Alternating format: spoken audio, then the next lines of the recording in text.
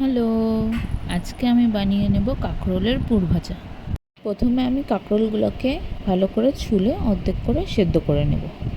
এরপর কাঁকরোলগুলি ঠান্ডা হয়ে গেলে তার ভেতর থেকে বীজগুলিকে বের করে বেটে নেব। এখন আমি কড়াইয়ে তেল গরম করে তার মধ্যে কুচনো পেঁয়াজ দিয়ে কিছুক্ষণ নাড়িয়ে চাড়িয়ে দিয়ে দেব কাঁচা লঙ্কা কুচি ও 5-6 কোয়া রসুন কুচি। পেঁয়াজটি ভালো করে ভাজা হয়ে গেলে কাঁকরোলের ভেতরের অংশটি দিয়ে দেব। কাঁকরোলের ভেতরের অংশটি দেওয়ার পর আবারও কিছুক্ষণ নাড়াচাড়া করে দিয়ে দেব পরিমাণ মতো লবণ, হলুদ আর অল্প চিনি।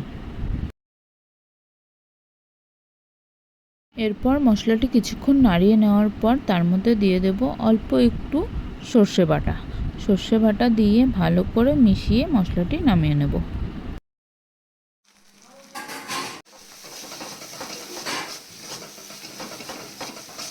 এখন ওই মশলার পুরটি কাঁকরোলগুলির মধ্যে ভালো করে ভরে নেব। এরপর আমি একটা বাটিতে কিছুটা বেসন, অল্প লবণ ও অল্প হলুদ দিয়ে একটু জল দিয়ে একটু ঘন করে গুলে নেব।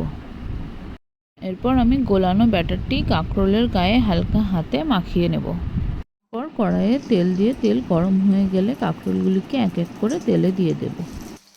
কাঁকরোলগুলিকে দুপাশ ভালো করে ভেজে তুলে নিলেই আমাদের তৈরি কাঁকরোলের পুর ভাজা। ভালো লাগলে ভিডিওটি লাইক শেয়ার করে কমেন্ট করে দেবেন। Thank you.